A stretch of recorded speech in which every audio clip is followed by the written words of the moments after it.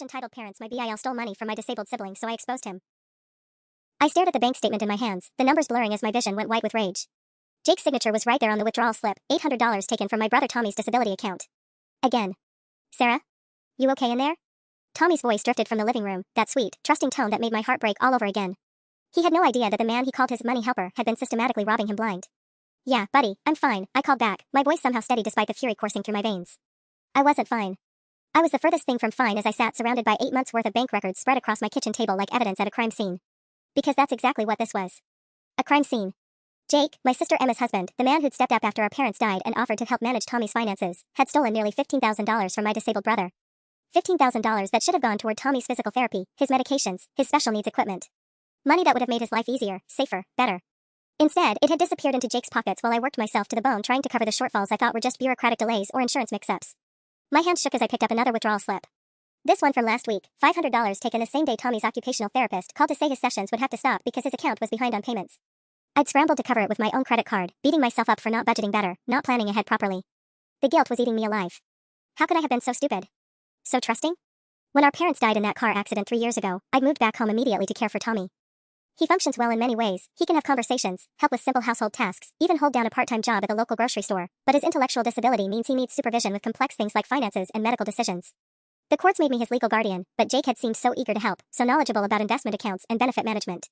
I handle all the financial stuff for Emma anyway, he'd said with that charming smile that apparently hid a monster. Let me take this burden off your shoulders. You've got enough to worry about. Emma had been so grateful, so proud of her husband for stepping up during our family crisis. We all were. Jake became the hero who swooped in to handle the complicated money stuff while I focused on Tommy's day-to-day care. What an idiot I'd been. I heard Tommy's footsteps approaching the kitchen and quickly gathered the papers into a neat pile. He couldn't see this. Not yet. Not until I figured out exactly how deep this betrayal went and what I was going to do about it. Can we have spaghetti tonight? Tommy asked, peeking around the doorframe with that hopeful expression that made him look younger than his 25 years. With a good sauce? Of course we can, I said, forcing a smile. Whatever you want, Tommy. But inside, I was already planning. Jake thought he could prey on my vulnerable brother, exploit our family's trust, steal from someone who couldn't protect himself. He had no idea what he'd unleashed. I was going to destroy him. The next morning, I called in sick to work for the first time in 2 years. I couldn't focus on spreadsheets and quarterly reports when my brother's entire future was being stolen from under our noses.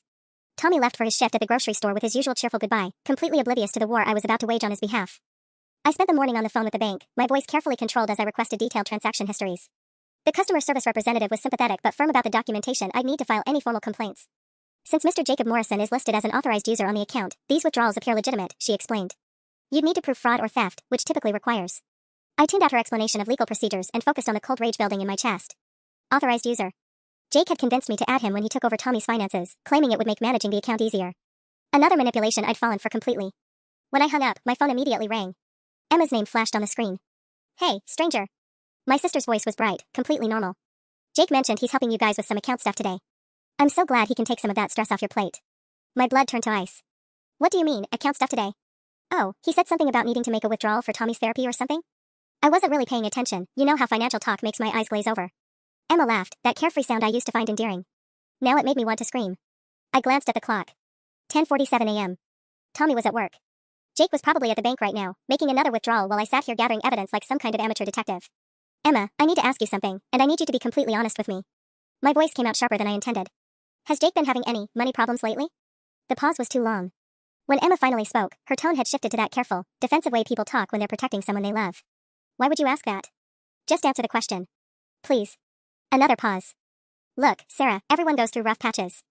Jake's been under a lot of stress at work, and yes, maybe he made some poor investment choices, but he's handling it. We're handling it. Together. Poor investment choices. My hands clenched into fists as the pieces clicked into place. Jake hadn't just been stealing from Tommy, he'd been lying to Emma about where the money was coming from. She probably thought his rough patch was just bad luck with stocks or cryptocurrency, not systematic theft from her disabled brother-in-law. Sarah? You still there? Yeah, I'm here. My mind was racing. If Emma knew the truth, would she even believe me? Jake was her husband, the father of her children. They'd been married for 6 years. And me? I was just her sister who'd always been too protective of Tommy, who worried too much about every little thing. Is everything okay? You sound weird. I stared at the bank statements scattered across my kitchen table, each one representing another violation of Tommy's trust, another month of stolen security. Emma had no idea that her husband was a predator, that the man sharing her bed was the kind of person who would steal from someone who couldn't fight back. Everything's fine, I lied. I should let you go. But everything was not fine. And it was about to get much, much worse. After hanging up with Emma, I drove straight to the bank. My heart hammered against my ribs as I pulled into the parking lot, scanning for Jake's silver pickup truck. Nothing. Either he'd already come and gone, or Emma had been wrong about his plans. Inside, I approached the same teller Tommy and I usually worked with, Mrs. Chen, a kind woman in her 50s who always remembered to speak slowly and clearly for Tommy's benefit. Sarah. How's Tommy doing? I haven't seen him in a while. He's good, thank you. I kept my voice level. I was wondering if you could tell me about any recent activity on his account. I'm trying to reconcile some paperwork. Mrs. Chen's fingers flew over her keyboard, then her expression shifted slightly. Oh. Mr. Morrison was just here about an hour ago. He made a withdrawal for $900. The floor seemed to tilt beneath my feet. $900. While I was on the phone gathering evidence, Jake was taking even more money. The audacity was breathtaking. I see. And, how often has Mr. Morrison been coming in lately? Mrs. Chen glanced around, then leaned forward slightly. Sarah, can I speak frankly? I've been wondering about some of these transactions. The frequency has increased quite a bit over the past few months, and... She paused, choosing her words carefully. Tommy always seems so excited about his therapy and his activities when he comes in. But if the account is being withdrawn from this often, I'm not sure how. She trailed off, professional discretion warring with genuine concern. But I could read between the lines. She'd noticed the pattern too. Thank you, Mrs. Chen. That's very helpful. I was halfway to my car when my phone rang. Tommy's name on the screen made my stomach drop. Sarah? His voice was shaky, confused. Something weird happened at work. What kind of weird, buddy? A man came to the store. He was asking questions about me and you and our money. He knew my name and everything. Mr. Peterson had to ask him to leave. Mr. Peterson was Tommy's manager, a patient man who'd taken Tommy under his wing. Ice flooded my veins. What kind of questions? About where we live and if you really take care of me and if I know how to use the bank. He said he was trying to help, but it felt wrong. Mr. Peterson said it felt wrong too. My hands were shaking so hard I could barely grip the phone. Someone was investigating our situation. But who? And why now? Tommy, I need you to listen carefully. If anyone else tries to talk to you about our family or our money, you tell them you need to call me first, okay? No matter who they are or what they say. Okay. But Sarah? I'm scared. The break in his voice shattered something inside me. Tommy was scared, and I was the one person in the world whose job it was to protect him. I'd already failed him once by trusting Jake. I couldn't fail him again. I'm coming to get you right now. We're going home, and I'm going to explain everything. As I drove toward the grocery store, my mind raced through possibilities. Had Jake somehow gotten wind of my investigation? Was he trying to discredit me preemptively? Or was someone else entirely involved, maybe someone who'd noticed the suspicious account activity? Either way, the game had just changed. This wasn't just about gathering evidence anymore. Someone was actively targeting Tommy, and I had no idea who or why. But I was about to find out. I found Tommy huddled in the employee break room, still wearing his green grocery store vest but looking smaller somehow, like a child who'd been scolded for something he didn't understand.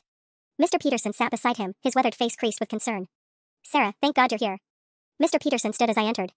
That man who came asking questions, something was off about the whole thing. He claimed to be from some kind of disability advocacy group, but he had no credentials, no business cards. When I pressed him for details, he got aggressive. Aggressive how? My protective instincts flared. Started implying that maybe Tommy wasn't being properly cared for, that maybe his finances weren't being handled appropriately. Real nasty insinuations. Mr. Peterson's jaw tightened.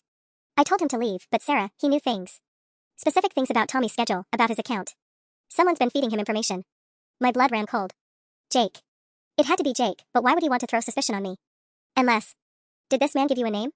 Said his name was Robert something. Didn't catch the last name. Mr. Peterson handed me a piece of paper. But he did leave this business card after I threatened to call the police. I stared at the card. Morrison Investigations. Private investigator. The last name hit me like a physical blow. Morrison was Jake's surname. This wasn't some random advocacy group. This was family.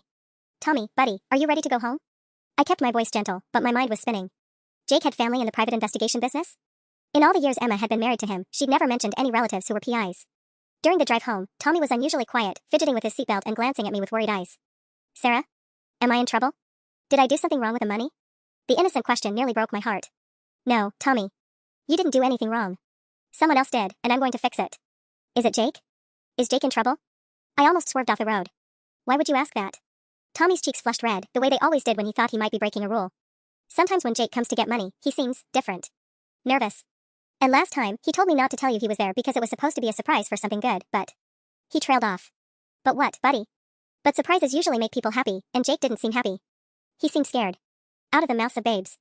Tommy's disability made him miss some social nuances, but it also made him incredibly honest about what he observed. If Jake seemed scared during his visits, there was a reason. We were pulling into our driveway when I spotted the familiar silver pickup truck parked across the street. Jake sat in the driver's seat, phone pressed to his ear, gesturing animatedly. When he saw us, he quickly ended his call and got out of the truck.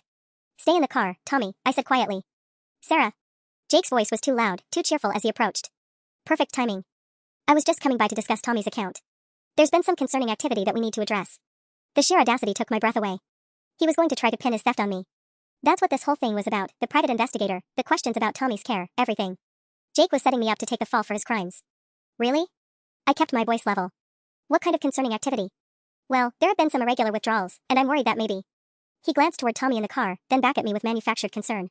Maybe the stress of caregiving has been affecting your judgment. These things happen, Sarah. No one would blame you. He was good. If I hadn't seen the bank records myself, if I didn't know the truth, his concerned act might have been convincing. But I did know the truth, and watching him try to manipulate me while Tommy sat 10 feet away made rage surge through my veins. That's interesting, Jake. Because I was just going to call you about some irregular withdrawals myself. For just a split second, his mask slipped, and I saw fear flash across his face. The war had officially begun. That night, after Tommy went to bed, I sat at my kitchen table with every piece of evidence spread out before me like battle plans. Jake's clumsy attempt at gaslighting me that afternoon had backfired spectacularly. Instead of making me doubt myself, it had crystallized my resolve into something diamond-hard and unbreakable. But I needed more than bank records. I needed to understand exactly how deep this went. I pulled up Jake's social media profiles on my laptop, scrolling through months of posts with new eyes. There, a photo from 4 months ago of him at some casino in Atlantic City, grinning with a drink in his hand. The caption read, "Feeling lucky tonight." 3 weeks later, Tommy's account showed a $1,200 withdrawal. Another post from 2 months ago, a picture of expensive golf clubs. Treating myself to an early birthday present. That same week, $800 had disappeared from Tommy's therapy fund. The pattern was sickening. Every indulgence, every lucky night, every spontaneous purchase was directly funded by my vulnerable brother's disability benefits. Jake wasn't just stealing money, he was stealing Tommy's future, his security, his hope for independence. My phone buzzed. A text from Emma. "Jake said you seemed upset today. Everything okay?" I stared at the message for a long moment. Emma was my sister, but she was also Jake's wife. She'd chosen to believe his lies about poor investment choices rather than question where money was actually coming from. How far would her loyalty to him extend when the truth came out? Another buzz. This time from an unknown number. "We need to talk. Tomorrow, 2 p.m., Riverside Park. Come alone. R. Morrison. The private investigator. Jake's mystery relative who'd been sniffing around Tommy's workplace." My hands trembled slightly as I read the message again. This felt like a trap, but I needed to know what I was dealing with. I was crafting a response when my laptop chimed with a new email. The sender made my blood freeze. "Thomas Richardson, advocacy@stateemail.gov. Ms. Richardson. We have received concerning reports regarding the care and financial management of your ward, Thomas Richardson. An investigation has been opened into potential financial exploitation and neglect. You are required to appear for an interview this Friday at 10 a.m. with all relevant financial documentation. Failure to appear may result in emergency removal of the individual from your care pending full investigation. Sincerely. Department of Adult Protective Services." The room spun around me. Emergency removal. They could take Tommy away from me, the only family he had left, the only person who'd ever truly put his needs first. And it was all because of Jake's preemptive strike. My phone rang, shattering the silence. Emma's name flashed on the screen. "Sarah, what the hell is going on?" Her voice was sharp, accusatory. "Jake just told me that Adult Protective Services called him about Tommy. He said you've been acting erratically, making wild accusations." "Emma, stop." I cut her off. "Jake has been stealing from Tommy. I have proof." Silence. "Then, that's ridiculous. Jake has been helping you manage Tommy's finances for months. He's been nothing but generous with our time and energy." "Generous?" The word came out as a snarl. "He's stolen nearly $15,000, Emma. $15,000 that should have gone to Tommy's care while I've been scrambling to cover shortfalls with my own money. You're being paranoid, Sarah. The stress of caregiving has obviously." "Don't you dare." My voice was deadly quiet. "Don't you dare use my dedication to Tommy against me. I have bank records, Emma. Withdrawal slips with Jake's signature. Transaction dates that match up perfectly with his gambling trips and shopping sprees." Another pause, longer this time. When Emma spoke again, her voice was smaller, uncertain. "Gambling trips? Check his credit card statements. Check his phone. Ask him about Atlantic City, about the poker games, about why he suddenly could afford new golf clubs on a teacher's salary." I heard her breathing on the other end of the line, rapid and shallow. "Emma, I need you to listen to me very carefully. Jake is setting me up to take the blame for his theft. He's reported me to Adult Protective Services, and he's got some private investigator harassing Tommy at work. If you have any love left for our family, you need to help me prove what he's done before they take Tommy away from me." The line went dead. I sat in the silence of my kitchen, surrounded by evidence of betrayal, facing the very real possibility that I might lose my brother to the system because I trusted the wrong person. But I wasn't giving up. Not now, not ever. Jake wanted a war? He was about to get one. I didn't sleep that night. Every creak of the house, every car that passed outside, had me on edge. At 3 a.m., I found myself checking the locks on all the doors and windows, then standing in Tommy's doorway watching him sleep peacefully, completely unaware that his world was about to implode. The meeting with the private investigator couldn't wait until 2 p.m. I needed answers now. At 7 a.m., I called my boss and used another sick day. Then I drove to Riverside Park and waited. I'd done some digging of my own in the early morning hours. Robert Morrison wasn't just any PI. He was Jake's cousin, and according to his website, he specialized in elder abuse and financial exploitation cases. The irony was so thick it made me nauseous. He showed up at 8:15, a thin man in his 40s with Jake's same sharp nose and calculating eyes. He approached my bench with the swagger of someone who thought he held all the cards. "Ms. Richardson. Thank you for meeting me early." His voice was professionally neutral, but I caught the underlying smugness. "I think we can resolve this situation quietly, without too much disruption to your family." "Let me guess," I said, not bothering to stand. "Your cousin Jake has painted me as an unstable caregiver who's been mismanaging Tommy's finances." Robert's eyebrows rose slightly. "Jake is concerned about Tommy's welfare." The irregular account activity, your recent erratic behavior, your failure to maintain proper documentation. What documentation? I snapped. I have every receipt, every medical bill, every therapy payment meticulously organized. What I don't have is records of where Jake spent the $15,000 he stole. That's a serious accusation. But his tone had shifted, become more cautious. Do you have proof of this alleged theft? I pulled out my phone and showed him a photo of one of Jake's withdrawal slips. Your cousin's signature. $900 taken yesterday morning while I was trying to figure out why Tommy's therapy payments kept bouncing. Robert stared at the image longer than necessary. When he looked up, something had changed in his expression. Jake told me you'd been forging signatures. Then Jake is a liar. I swiped to another photo, Jake's casino selfie with a timestamp. This was taken the same day he withdrew $1,200 from Tommy's account. Want to see more? The silence stretched between us. A jogger passed by, her ponytail bouncing, completely oblivious to the fact that my entire world hung in the balance on this park bench. Why would you help him frame me? I asked quietly. You're a private investigator. You must see real abuse cases all the time. How can you justify helping someone exploit a disabled person? Robert's jaw tightened. Jake said you'd become unstable after your parents died. That the stress was making you paranoid and you were stealing from Tommy to cover your own debts. And you believed that without doing any actual investigating? He's family, Robert said, but there was less conviction in his voice now. So is Tommy. So am I. But apparently family loyalty only extends to covering up crimes, not protecting victims. My phone buzzed with a text from Tommy's day program coordinator. Tommy seems very anxious today. Says there are money problems. Should we be concerned? The message hit me like a punch to the gut. Tommy was falling apart, and I was sitting in a park trying to convince a corrupt PI to do the right thing while Adult Protective Services sharpened their knives. I need to go, I stood abruptly. My brother needs me. Wait. Robert's voice stopped me. If what you're saying is true, about the gambling, about Jake stealing. It is true. Then I may have made a serious mistake. I turned back to face him. Yeah, you did. The question is, what are you going to do about it? Robert stared at his hands for a long moment, then pulled out his phone. Jake asked me to file an official report with APS today, claiming you've been financially exploiting Tommy and showing signs of mental instability. My stomach dropped. And are you going to? I don't know. He looked genuinely conflicted now. If I don't, and Jake finds out I talked to you. What? He'll cut you off from whatever he's paying you to lie. It's not about money, Robert snapped, then caught himself. Look, Jake helped me out of a bad situation a few years ago. I owe him. You don't owe him enough to destroy an innocent family. I pulled up another photo on my phone, Tommy at his birthday party last month, grinning as he blew out candles. This is who you're helping Jake destroy. My brother, who trusts everyone and has never hurt anyone in his life. Robert glanced at the photo, and I saw something crack in his expression. There's something else, he said quietly. Jake didn't just ask me to investigate you. He wanted me to plant evidence. The world tilted. What kind of evidence? Forged receipts showing cash withdrawals you supposedly made. Fake documentation of gambling debts in your name. Robert's voice was barely above a whisper. He gave me copies of your signature from old Christmas cards, wanted me to practice until I could replicate it. The scope of Jake's plan hit me like a freight train. He hadn't just stolen from Tommy, he'd orchestrated an elaborate frame job designed to destroy my credibility and remove me as Tommy's guardian. And once I was out of the way, who would monitor Tommy's finances? Who would question Jake's access? Did you do it? Plant the evidence? Not yet. I was supposed to discover it during today's interview with APS. Robert rubbed his face with both hands. Jesus, what have I gotten myself into? Before I could respond, my phone rang. The caller ID made my blood freeze. Tommy's day program. Ms. Richardson? This is Jennifer from Sunrise Day Programs. Tommy's having a panic attack. He keeps saying someone's going to take his money and that he won't be able to live with you anymore. We can't calm him down. In the background, I could hear Tommy's voice, high and distressed. Sarah. I need Sarah. They're going to take me away. I'm coming right now, I said, already moving toward my car. Wait, Robert called after me. What do you want me to do about the APS meeting? I spun around, fury and desperation warring in my chest. I want you to tell the truth. For once in this whole nightmare, I want someone to tell the goddamn truth. The drive to Tommy's program took 12 agonizing minutes. I found him huddled in a corner of the sensory room, rocking back and forth while two staff members tried unsuccessfully to comfort him. Hey, buddy, I said softly, settling down beside him. I'm here. He threw himself into my arms, trembling. Sarah, the man at the store yesterday, he said people might think you're not taking good care of me. He said sometimes brothers and sisters have to live in different places. I don't want to live in a different place.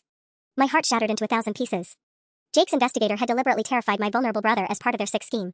The cruelty was breathtaking. Listen to me, Tommy, I said firmly. Nobody is going to separate us. I promise you that. But even as I said the words, I knew I might not be able to keep that promise. Jake's plan was more sophisticated than I'd realized, and the APS meeting was tomorrow. If Robert decided family loyalty was more important than the truth, if the forged evidence surfaced, if the investigation went against me, Tommy could be placed in state care while the case dragged through the courts. He could end up in a group home or institutional setting, confused and frightened, wondering why the sister who'd always protected him had suddenly abandoned him. The thought made me want to vomit. Sarah? Tommy pulled back to look at me, his eyes red from crying. Are we going to be okay? I looked into his trusting face and made a decision that would change everything. Yes, buddy. We're going to be okay. But first, we need to have a very important conversation about Jake. The conversation with Tommy was harder than I'd anticipated. We sat in his bedroom that evening, surrounded by his collection of model trains and superhero posters, while I tried to explain that the man he trusted with his money stuff had been lying to us both. But Jake said he was helping, Tommy repeated for the third time, his brow furrowed in that way it always did when he was trying to process something that didn't make sense to him. He said he was keeping my money safe so I could have therapy and medicine. I know that's what he said, buddy. But sometimes people lie, even when they seem nice. Tommy's face crumpled. Did I do something wrong? Is that why he took the money? No. I grabbed his hands, squeezing gently. You did absolutely nothing wrong. Jake is the one who made bad choices, not you. My phone had been buzzing all evening with increasingly frantic texts from Emma. She'd apparently confronted Jake about the gambling accusations, and according to her messages, he was devastated that I would make up such horrible lies about him. He'd even produced some kind of documentation showing he'd been investing Tommy's money in legitimate accounts, documentation I was certain was as fake as everything else about this situation. The scariest part was that Emma seemed to be buying it. Around 9 p.m., there was a knock at the front door.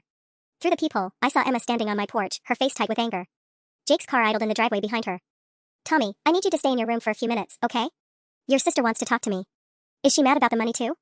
The innocent question nearly broke my heart. Just stay here, buddy. Everything's going to be fine. But I knew it wasn't going to be fine the moment I opened the door and saw Emma's expression. We need to talk, she said, pushing past me into the living room. Jake showed me the investment documents. He's been putting Tommy's money into a special needs trust, just like he said.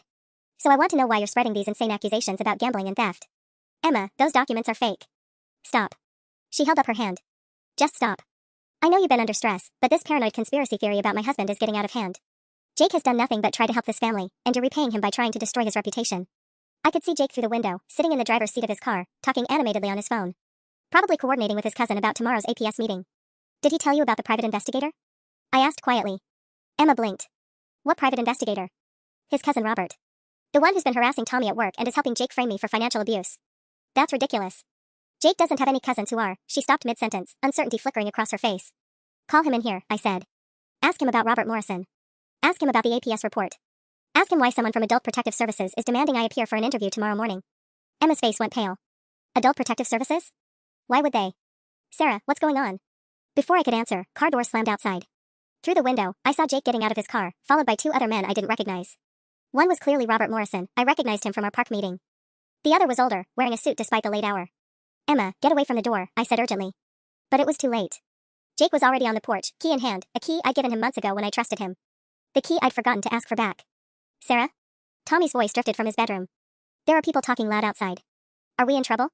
Jake walked into my house like he owned it, followed by his companions. His smile was cold and triumphant. Sarah, I'd like you to meet Dr. Marcus Webb from the county mental health crisis team, he said conversationally. I've been telling him about your recent erratic behavior and delusional accusations. Dr. Webb specializes in emergency psychological evaluations. The room spun. This wasn't just about framing me for theft anymore. Jake was trying to have me declared mentally incompetent. And if he succeeded, Tommy would be completely defenseless. The man in the suit stepped forward with practiced authority, his eyes already assessing me like I was a specimen under glass.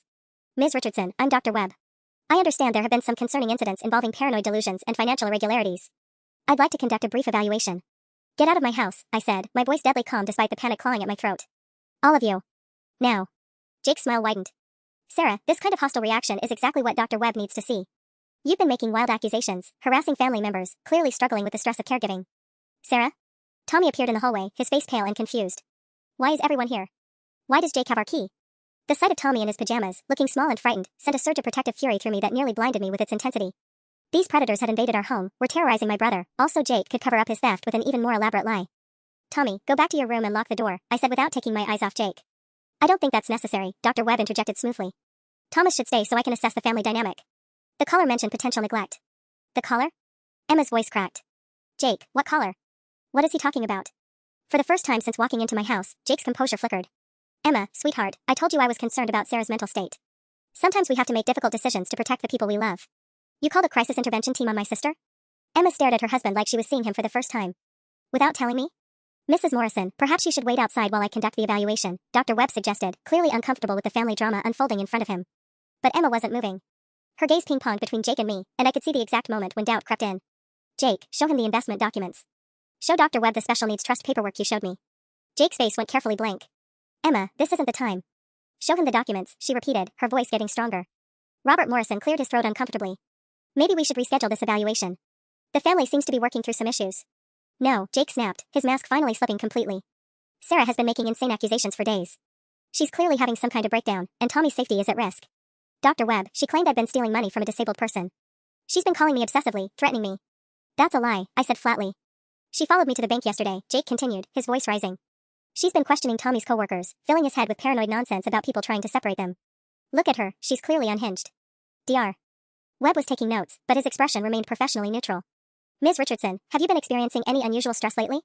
Any thoughts of paranoia or persecution? The question was a trap. Answer yes, and I'd be confirming Jake's narrative. Answer no, and I'd sound defensive, possibly delusional. Doctor, I said carefully, I've been investigating what I believe to be systematic financial theft from my disabled brother's accounts. I have documentation.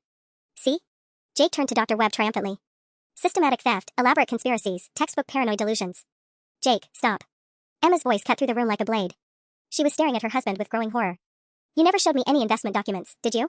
When I asked to see them tonight, you said they were in your office. But you don't have an office. The silence that followed was deafening. Tommy's bedroom door creaked open. Sarah? I'm scared. Are the bad people trying to take our money again? Dr. Webb's pen stopped moving across his notepad.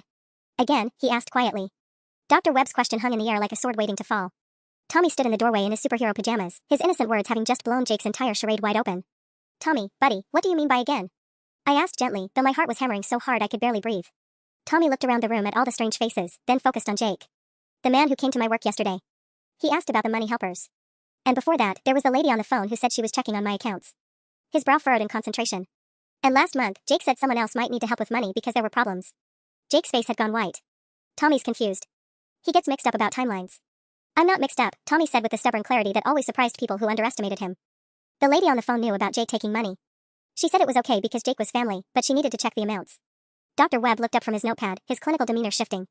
What lady on the phone, Thomas? I don't know her name. But she called when Sarah was at work.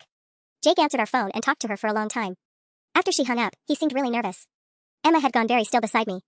Jake, she said quietly, who was the lady on the phone? I have no idea what he's talking about, Jake said, but his voice had lost all its earlier confidence. Tommy gets confused about conversations he overhears. She wasn't talking to Jake, Tommy interrupted. She was talking to me. She asked if I was happy with my money helper and if anyone ever took money for things I didn't understand. I told her sometimes Jake took money for surprises, but the surprises never came. The bottom fell out of Jake's world, and I watched it happen in real time. His elaborate plan was crumbling because he'd never accounted for Tommy's honesty, his inability to lie or manipulate the way neurotypical adults could. Robert Morrison stepped forward, looking deeply uncomfortable. Maybe we should all take a step back. No, Dr. Webb said firmly. Thomas, can you tell me more about these surprises that never came? Tommy nodded earnestly. Jake said the money was for special therapy equipment that would help me get stronger. And for a vacation for me and Sarah because we work so hard. And for fixing our car so it wouldn't make the scary noise anymore. Each word hit Jake like a physical blow. Emma was staring at her husband with dawning horror. Our car runs fine, I said quietly. And I never authorized any special equipment purchases. Jake, where exactly did you tell Tommy this money was going? This is ridiculous, Jake snarled, but there was desperation in his voice now. You can't seriously be taking the word of someone who can barely manage his own. Don't. The word came out of me like a gunshot. Don't you dare finish that sentence. Dr. Webb held up his hand. Mr. Morrison, I think there may be some serious miscommunications here. Mrs. Morrison, you mentioned investment documents. Do you have them with you? Emma's silence was answer enough. I'd like to see those bank records you mentioned, Ms. Richardson, Dr. Webb continued. And Mr. Morrison, I'll need you to provide documentation of any authorized transactions you've made on Thomas's behalf.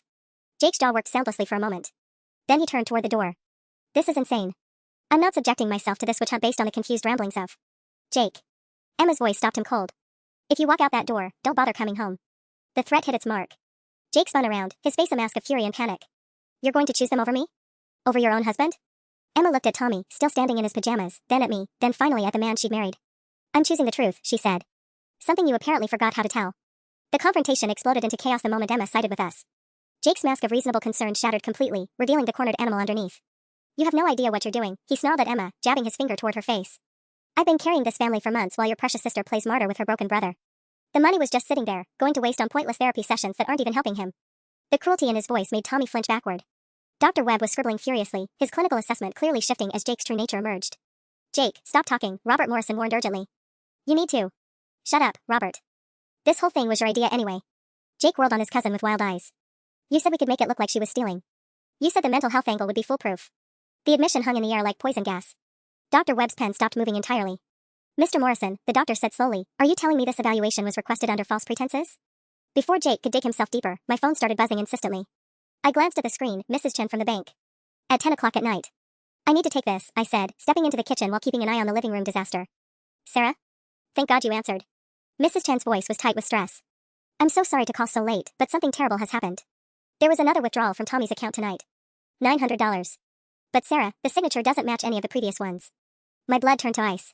What do you mean it doesn't match? I pulled all the recent withdrawal slips to compare after you left today. Someone's been practicing Mr. Morrison's signature, but they're not very good at it. Tonight's signature is completely different. It looks like someone was trying to forge your signature instead. The planted evidence. Robert had said Jake wanted him to forge my signature on fake withdrawal slips. But if Mrs. Chen was calling about a real withdrawal tonight. Mrs. Chen, what time was this withdrawal made? About an hour ago. The transaction shows it was processed through our ATM, but Sarah, the security cameras caught something strange. Through the kitchen doorway, I could see Jake pacing like a caged animal while Dr. Webb continued questioning Tommy. Emma stood frozen in the middle of it all, her world clearly crashing down around her. What did the cameras catch? A woman made the withdrawal. Not Mr. Morrison. She had blonde hair, wore a baseball cap, but Sarah. I think it might have been Mrs. Morrison. Mr. Morrison's wife. The pieces clicked together with sickening clarity. Emma had confronted Jake about the gambling earlier today. He'd convinced her I was lying, but what if she demanded proof? What if he'd given her Tommy's bank card and convinced her to make a withdrawal to test whether the account was really compromised? What if Emma had unknowingly become part of the crime? Mrs. Chen, I need you to freeze the account immediately. And I need copies of all the security footage from tonight. Already done. Sarah, there's something else. The woman on the camera, she looked distressed. Like someone was forcing her to do it. I hung up and returned to the living room, where the situation had somehow gotten worse. Jake was now arguing with Dr. Webb about the evaluation process while Tommy sat on the stairs, covering his ears against the shouting. Emma, I said quietly. I need to ask you something, and I need you to be completely honest. Did Jake give you Tommy's bank card tonight? The color drained from her face. How did you? You used it, didn't you? He convinced you to make a withdrawal. Emma's eyes darted to Jake, who had gone very still. He said if you were really stealing from Tommy, then you would have changed the PIN code. He said if the card still worked with Tommy's birthday, it would prove you weren't the one taking money. The manipulation was breathtaking. Jake had turned Emma into an unwitting accomplice while simultaneously creating evidence that could be used against her if needed. And what happened when you used the card? It worked, Emma whispered. The PIN was still Tommy's birthday, and I was able to withdraw money, so Jake said that proved you weren't the thief because you would have secured the account if you were stealing from it. Dr. Webb looked up from his notes. Mrs. Morrison, what did you do with the money you withdrew? Jake said to give it to him so he could put it back in the account tomorrow. He said it was just a test. $900 that would never be returned. Jake had manipulated his own wife into stealing from my disabled brother, and she didn't even realize it yet. The worst part? Based on the bank security footage, Emma could now be charged as an accessory to the theft, even though she'd been completely deceived. Jake's web of lies was about to destroy everyone he claimed to love. The silence that followed Emma's confession was deafening. I watched my sister's face crumble as the reality of what she'd done, what Jake had manipulated her into doing, finally hit her. Oh God, she whispered, sinking onto the couch. Oh God, I helped him steal from Tommy. Jake moved toward her with his hands raised in a placating gesture. Emma, sweetheart, it wasn't stealing. It was just a test to prove. Get away from me. Emma's voice was barely audible, but the venom in it made Jake stop dead. Don't touch me. Don't talk to me. Dr. Webb cleared his throat. I think I need to make some phone calls. This situation has moved well beyond a mental health evaluation. He looked directly at Jake. Mr. Morrison, I'm going to strongly recommend that you contact an attorney. That's when Jake completely lost it. This is unbelievable, he exploded, spinning to face me with wild eyes. You've poisoned everyone against me. Emma, she's been planning this for weeks, probably months. She's been setting me up because she's jealous that Tommy trusts me more than her. The accusation was so absurd, so desperately grasping, that I almost laughed. Almost. But Tommy was still sitting on the stairs, and I could see him starting to rock back and forth, his stress response to overwhelming situations. Jake, I said with forced calm, Tommy has never trusted you more than me. He's been scared of you for months. He just told us about all the promises you made and never kept. He's lying. Jake's voice cracked. Or you coached him to say those things. Everyone knows people like Tommy can be manipulated. Stop. Dr. Webb's authoritative voice cut through Jake's spiral. Mr. Morrison, I need you to step outside with me. Now. But Jake wasn't listening anymore. He was staring at his phone, his face cycling through confusion, fear, and rage. Robert, he barked into the device. What do you mean they froze the accounts? How could they freeze? What do you mean you talked to them? His eyes snapped to me. You called the police. I called the bank, I corrected. They called the police. Jake's phone was buzzing constantly now. Text after text, call after call. His carefully constructed world was collapsing in real time, and we were all watching it happen. Emma, we need to go, he said suddenly, grabbing her arm. We need to go home and figure this out privately. Let go of me. Emma yanked away from him. I'm not going anywhere with you. That's when Tommy spoke up from the stairs, his voice small but clear. Jake, why did you lie about the surprises? I was really excited about the vacation with Sarah. The innocent question broke something fundamental in Jake's expression. For a moment, he looked at Tommy not with manipulation or calculation, but with something that might have been shame. Then his phone rang again, and the moment vanished. Mr. Morrison? The voice on the other end was loud enough for us all to hear. This is Detective Sarah Walsh with the Financial Crimes Unit. We need to schedule an interview regarding allegations of disability benefit fraud. When would be convenient for you to come in? Jake hung up without answering. The room held its collective breath as the full weight of his situation finally seemed to hit him. Bank fraud. Elder abuse. Financial exploitation of a disabled person. Conspiracy. If Emma's unwitting involvement came to light, she could face charges too. This isn't over, Jake said quietly, but his earlier bravado was gone, replaced by something cold and desperate. You have no idea what you've started, Sarah. The threat in his voice made my blood run cold, because I suddenly realized something terrifying. A man with nothing left to lose was the most dangerous kind of enemy. And Jake Morrison had nothing left to lose. The next 24 hours passed in a blur of police interviews, legal consultations, and increasingly frantic phone calls. I barely slept, jumping at every sound outside our house while Tommy asked the same heartbreaking questions over and over. Are we safe, Sarah? Is Jake going to come back? Did I do something wrong? Detective Walsh was thorough but kind, walking us through the evidence I'd gathered with professional efficiency. The withdrawal slips, the casino photos, the timeline of Jake's gambling matched against Tommy's missing therapy payments. It painted a clear picture of systematic exploitation. We'll need Tommy to give a formal statement, she explained during our morning meeting at the police station. But based on what you've shown me, we have enough for multiple felony charges. Emma had called 3 times overnight, her voice hollow and broken. Jake hadn't come home. His phone was going straight to voicemail. Their joint bank accounts showed frantic activity in the early morning hours, cash withdrawals, transfers to accounts she didn't recognize. He's running, she'd whispered during her last call. Sarah, I think he's actually running. I was trying to process this information when my phone buzzed with a text from an unknown number. Check Tommy's school. Now. My blood turned to ice. Tommy wasn't at school, he was at his day program. But the message sender knew something I didn't. I called Sunrise Day Programs immediately. Jennifer, this is Sarah Richardson. Is Tommy okay? Is he still there? The pause that followed made my heart stop. Sarah, a man came by about an hour ago claiming to be Tommy's caseworker. He had official-looking paperwork and said Tommy needed to come with him for an emergency evaluation. I told him Tommy doesn't have a caseworker, but he was very insistent. Where is Tommy now? My voice came out strangled. He's here, he's safe. We didn't let the man take him, but Sarah, he knew things. About Tommy's routine, about his favorite activities, about your work schedule. The staff is really shaken up. Jake. It had to be Jake, making one last desperate play to get control of Tommy before the police closed in. But if he'd been denied access at the day program. My phone rang. Unknown number. Sarah? Tommy's voice, scared and confused, made my knees buckle. Tommy. Where are you? Are you okay? I don't know where I am. A man said you sent him to pick me up from the bus stop. He said there was an emergency and we had to go somewhere safe. But Sarah, I don't think you sent him. He won't let me call you. The line went dead. I was already running for my car when Detective Walsh called back. Ms. Richardson, we just got a report of a possible kidnapping. A witness saw a man forcing someone into a vehicle near Tommy's usual bus route. The world tilted sideways. Jake hadn't just stolen money, he'd taken Tommy. My vulnerable, trusting brother was somewhere with a desperate man who'd already proven he'd exploit anyone to save himself. Detective, I just got a call from Tommy. Jake has him. We're issuing an Amber Alert now. Every officer in the state will be looking for them. But I knew Jake. He was smart, calculating, and he had nothing left to lose. By the time the alert went out, he could be in another state. As I raced through traffic toward Tommy's last known location, one terrifying thought kept repeating in my mind. Jake didn't just want to escape anymore. He wanted revenge. The Amber Alert went out at 2:47 p.m. By 3:15, my phone was ringing nonstop, friends, neighbors, even people I barely knew calling to say they were looking for Tommy. The outpouring of support should have been comforting, but all I could think about was my brother's terrified voice on that last phone call. Detective Walsh had mobilized every available unit, but Jake had a head start and intimate knowledge of our routines. He knew Tommy caught the 1:30 bus from his day program. He knew exactly where to intercept him. We found the bus driver, Detective Walsh reported during a brief check-in call. She remembers Tommy getting off at his usual stop, but she saw him talking to a man in a silver pickup truck. She thought it was family since Tommy seemed to recognize him. Of course Tommy had recognized Jake. Despite everything that happened, my trusting brother still saw Jake as a money helper who'd once brought him candy and remembered his birthday. He would have gotten in that truck willingly, believing whatever lie Jake told him about an emergency. My phone buzzed with another text from the unknown number. Stop the police investigation or Tommy gets hurt. You have 2 hours. I screenshotted the message immediately and forwarded it to Detective Walsh, my hands shaking so badly I could barely type. Jake wasn't just running anymore, he was making demands. Sarah? Emma's voice was barely recognizable when she called. The police were just here. They said Jake, they said he took Tommy? Emma, I need you to think. Does Jake have any properties I wouldn't know about? Hunting cabins, storage units, friends with vacation homes? Anywhere he might take someone? The silence stretched too long. There might be something. Jake's uncle owns a fishing cabin about 2 hours north of here. Jake used to go there when we first started dating, but I hadn't heard him mention it in years. Text me the address. Now. Sarah, what if he? Emma couldn't finish the sentence, but I knew what she was thinking. What if Jake hurt Tommy? What if desperation made him do something unthinkable? Jake won't hurt him, I said, trying to convince myself as much as Emma. Tommy is his only leverage. As long as he has Tommy, he thinks he has control. But even as I said it, I remembered the cold desperation in Jake's eyes last night. A man with nothing to lose was capable of anything. Detective Walsh called back within minutes of receiving Emma's text. We're sending units to check the cabin, but Sarah, I need you to stay put. If Jake is monitoring your movements. I'm not staying put while my brother is out there scared and confused. The words came out harsher than I intended, but I was beyond caring about politeness. Tommy doesn't understand what's happening. He probably thinks he did something wrong. My phone rang again. Tommy's voice was smaller this time, more frightened. Sarah, I want to come home. The man says we can't go home until you fix the money problems. But I don't understand what money problems. Did I spend too much money? Tommy, listen to me very carefully, I said, putting the call on speaker so Detective Walsh could hear.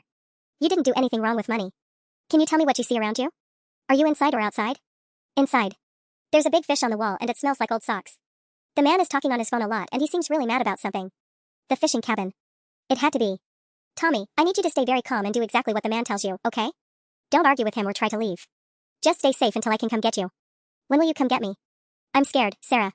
The line went dead again, but this time I'd heard something in the background, another voice. A woman's voice, angry and arguing. Jake wasn't alone at that cabin. The police surrounded the fishing cabin just as the sun was setting, casting long shadows through the pine trees. I crouched behind Detective Walsh's patrol car, my heart hammering as we listened to the voices echoing from inside, Jake's desperate shouting, a woman arguing back, and underneath it all, Tommy's confused whimpering. "That's not Emma's voice," I whispered to Detective Walsh. "Who else is in there?" Before she could answer, the cabin door burst open. A woman I didn't recognize stumbled out, dragging Tommy by the arm. She was blonde, maybe 40, with the hollow-eyed look of someone who'd been awake for days. "Jake's ex-girlfriend," Detective Walsh murmured into her radio. "Lisa Brennan. We'd been looking for her in connection with his gambling debts." Everything clicked into place. Jake hadn't just been stealing from Tommy to fund his addiction, he'd been trying to pay off dangerous people. And now those people had found him. "Let the kid go, Lisa." Detective Walsh called through her megaphone. "He's not part of this. Tell that to your boy Jake." Lisa screamed back. "He owes us 40 grand. Said this disabled kid had a trust fund." Tommy looked so small and confused standing there in the fading light. When he spotted me behind the police car, his whole face lit up. "Sarah. You came to get me. Stay where you are, buddy." I called back, fighting every instinct that told me to run to him. "Just stay calm." That's when Jake emerged from the cabin, wild-eyed and sweating. Even from a distance, I could see he was at the end of his rope. "This is all Sarah's fault," he shouted at the police. "She wouldn't leave well enough alone. The money was just sitting there. Just sitting there for Tommy's care." I couldn't help myself. I stood up despite Detective Walsh trying to pull me back down. "You stole from someone who trusted you." Jake's face contorted with rage. "He doesn't even understand money. At least I was putting it to use." "Mr. Morrison, release Thomas and we can work this out," Detective Walsh called. But Lisa was already pushing Tommy toward the tree line. "We're taking the kid until we get paid. Jake promised us that trust fund money." That's when Tommy did something that surprised everyone. He stopped walking.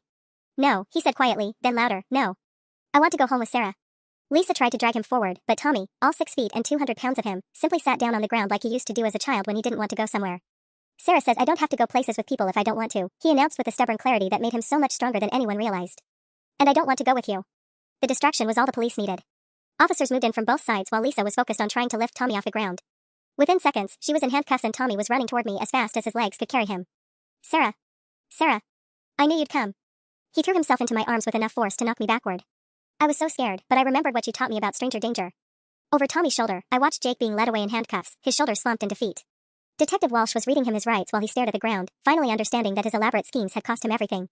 3 months later, Tommy and I sat in the courthouse as Jake was sentenced to 5 years in prison for financial exploitation and kidnapping. Emma had filed for divorce and was slowly rebuilding her life, attending therapy to process how thoroughly she'd been manipulated. "Is it over now?" Tommy asked as we walked down the courthouse steps. "Yeah, buddy," I said, squeezing his hand. "It's over. We're safe." Tommy smiled his brilliant, trusting smile. "Good. Can we have pizza tonight?" "I think we deserve pizza." I laughed, feeling lighter than I had in months. "We absolutely deserve pizza. Some battles are worth fighting, no matter how hard they get. And protecting the people you love? That's always worth it."